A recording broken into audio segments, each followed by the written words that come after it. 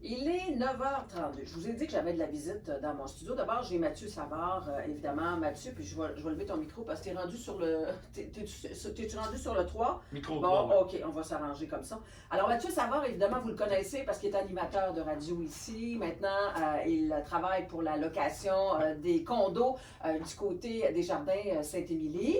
Je suis contente de t'accueillir. Content de t'avoir aussi. Absolument, j'ai Cassandra Carignan, qui est courtière immobilière chez Sutton. C'est bien ça? Oui, bonjour Annick. Bonjour, ça me fait plaisir. Alors, ce matin, on va parler, puis on l'avait dit, on l'a annoncé, là, comment bien faire la transition entre la maison et la résidence pour aînés. Là, il y a des gens qui se demandent, c'est où les Jardins Saint-Émilie, peut-être? Ouais. Tous ceux qui passent sur René Lévesque. Bien, vous les voyez, ils sont en construction depuis plusieurs mois. Ils vont être prêts à l'automne 2025. Et c'est de ça dont on parle ce matin. Donc, on va peut-être présenter c'est quoi les Jardins Saint-Émilie exactement. Oui, les Jardins Saint-Émilie, c'est une résidence pour aînés qui est bien établie au cœur de Jonquière. C'est sur le boulevard René-Lévesque, coin Saint-Émilie, René-Lévesque. C'est une résidence pour aînés qui compte actuellement 260 appartements. Puis c'est une place, je pense que ce qui est le plus important avec les Jardins Saint-Émilie, c'est l'ambiance qu'on retrouve à l'intérieur des Jardins Saint-Émilie. Moi, j'aime dire que c'est une belle grande famille. Quand on rentre là, les gens sont de bonne humeur, sont souriants, nous rencontrent dans les corridors, nous disent allô. Puis c'est aussi une résidence qui compte deux secteurs semi-autonomes, donc des gens qui sont en perte d'autonomie et qui peuvent avoir les soins nécessaires dans la vie de tous les jours. Donc c'est vraiment une belle résidence qui est située du côté là, du secteur peut-être un peu plus aride. Là, vous avez pensé à agrandir Ouais. puis à offrir des condos. Exactement. En fait, c'est que la demande est forte actuellement dans les résidences pour aînés. Du côté du Saguenay, on le sait que la population est vieillissante de plus en plus. Hein. Il y a un niveau de la démographie surtout. Donc, il y a un agrandissement de 140 nouveaux condos locatifs qui se fait du côté de Jonquière. Je ne vous mentirai pas que le terme condo locatif est plus un thème marketing. On parle évidemment d'une résidence pour aînés. Les mêmes services qui sont offerts en résidence pour aînés vont être offerts dans cet agrandissement-là, sauf qu'on parle de des condos locatifs parce que c'est des appartements qui sont beaucoup plus grands que ce qu'on retrouve habituellement dans les résidences pour aînés. Donc, ça va de du 700 pieds carrés jusqu'à du 1265 pieds carrés. OK. Puis est-ce que c'est pour les gens qui sont autonomes? Oui, c'est pour les gens autonomes et on vise au niveau de la publicité beaucoup plus les gens qui sont autonomes. On va avoir une piscine, un spa, un gym, la piste cyclable à proximité aussi. On a des sentiers pédestres aussi. Donc, on veut promouvoir le mode de vie actif. Ce n'est pas parce que vous êtes à la retraite et que vous avez plus de 65 ans que la vie doit s'arrêter du jour au lendemain puis que vous devez arrêter de fonctionner. Donc, c'est ce qu'on veut promouvoir. Mais en même temps, on continue d'offrir les mêmes services, soins infirmiers, l'alimentation aussi. C'est encore des services qui sont offerts. Les gens sont capables de Ouais. choisir ce qu'ils veulent avoir, s'ils en ont Exactement. vraiment besoin. Puis il va y avoir un bistrot en haut, si j'ai En bien plein compris. ça, un beau bistrot luxueux qui va être au 6e étage et qui va donner une vue imprenable sur le boulevard René-Lévesque et les Jardins Saint-Émilie. Mais vue du 6e étage, vous voyez comme Jonquière de loin. La vue est vraiment belle. J'ai eu la chance d'aller la voir sur le chantier l'autre jour, puis la vue est imprenable. Avec la forêt aussi. Oui, exactement, exactement. Ça va vraiment être beau. Là.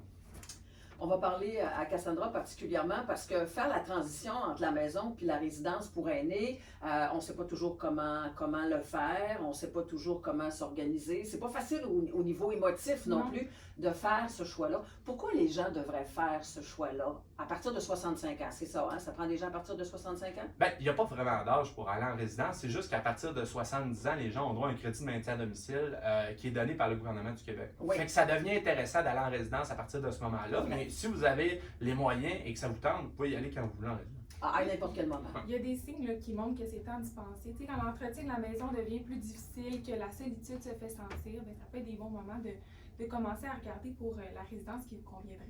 Peut-être aussi penser au fait qu'à un moment donné, il va y avoir la maladie. Parce que, bon, on le souhaite à personne, mais à tout moment donné, on le sait, on le voit dans nos familles, nos parents deviennent malades, un ou l'autre, ou des fois les deux en même temps. Et d'y penser avant, puis faire la transition avant, je pense que ça évite bien des étapes, autant pour les parents que pour les enfants. Parce que quand on est dans une période cruciale de crise, c'est pas toujours le bon moment là, de faire la transition. Tout à fait. Puis, tu sais, prendre la décision de quitter sa maison qu'on a pris soin pendant 20, 30, même 40 ans parfois, j'ai pas besoin de vous dire que c'est un gros changement. Là. Puis, mon rôle en tant que courtier immobilier, c'est d'accompagner les gens dans cette transition-là pour que ça se passe le plus paisiblement possible. Puis quand tu dis accompagner, là, ça veut dire que tu leur offres des services, des conseils, comment tu fonctionnes? Oui, bien en fait, le fonctionnement, c'est premièrement d'établir le juste prix pour la maison. Donc, on ne veut pas là, afficher la maison à un prix qui est trop élevé pour peut-être qu'elle reste sur le marché pendant des mois ou l'afficher trop bas puis qu'il y a de l'argent qui soit. Désolée. On a un petit chat. Oui, Écoute, désolée. je peux fermer ton micro si tu veux. Ah non, c'est correct. Ça va revenir. Bon, parfait. Oui. Donc, c'est ça. On ne veut pas laisser de l'argent sur la table en l'affichant trop bas ou l'afficher trop haut, puis que là, ça s'éternise sur le marché. Puis, c'est aussi de faire une mise en marché qui est efficace. Donc, d'établir des stratégies marketing, prendre des belles photos, mettre en valeur la maison.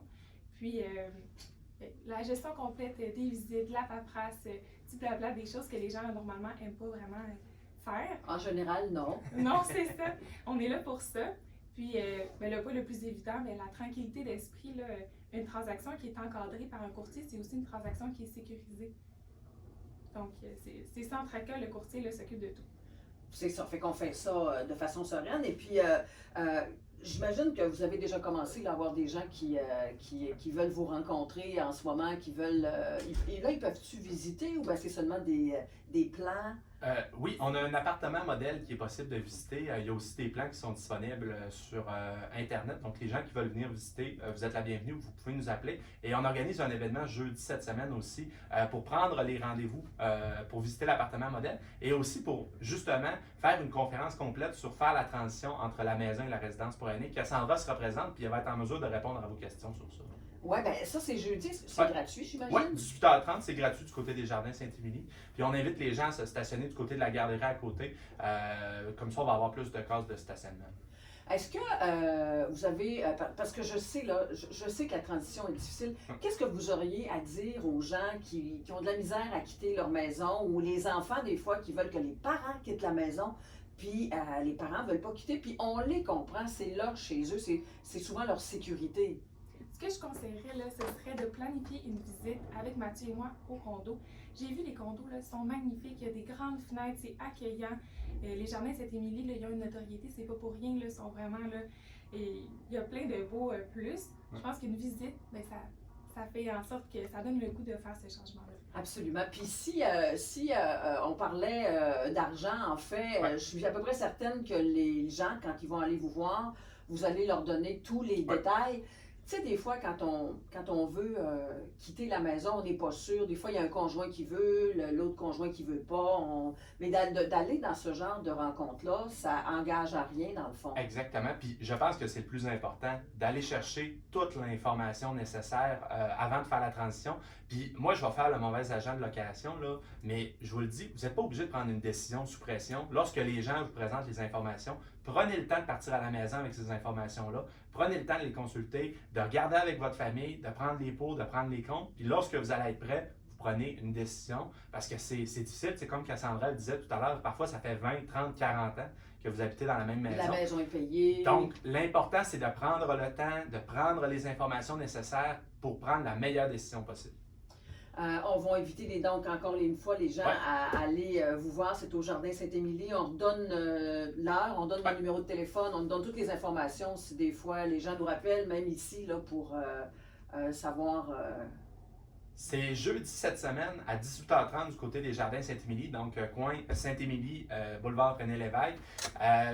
Si jamais vous voulez avoir un petit peu plus d'informations et que vous n'êtes pas en mesure de venir à l'événement, vous pouvez nous contacter en tout temps du côté de la résidence. C'est 88 548 26 63. Et je sais qu'à la radio, il faut répéter le numéro de téléphone 2 fois pour être sûr que ce soit entendu. Absolument. 88 548 26 63 si vous voulez plus d'informations. J'ai retrouvé la question que j'avais. Tu sais, quand on parle de transition, il y a la transition maison à aller à la transition à la résidence dans les condos locatifs. Mais si on devient, à un moment donné, semi-autonome, est-ce qu'on peut transférer dans un autre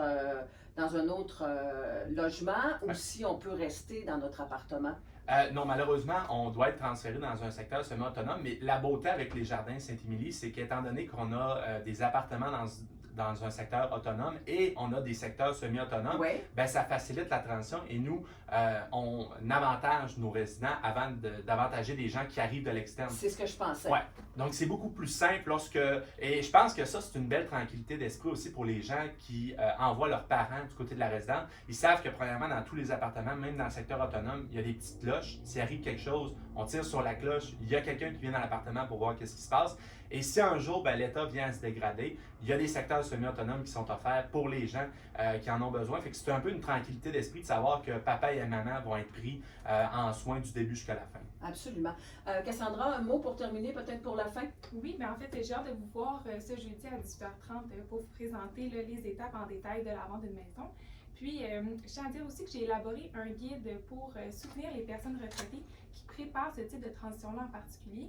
Donc, ça peut être pertinent, puis ça va me faire plaisir là, de le distribuer en main propre là, ce jeudi. Donc, si vous avez des questions, vous pouvez me contacter au 514-475-5594. C'est le numéro 514, mais j'habite à Jonquière, ne vous inquiétez pas. Donc, je répète, c'est 514-475-5594. Ben, merci beaucoup. Et merci à Merci toi. À tous les deux, il est 9h43 minutes.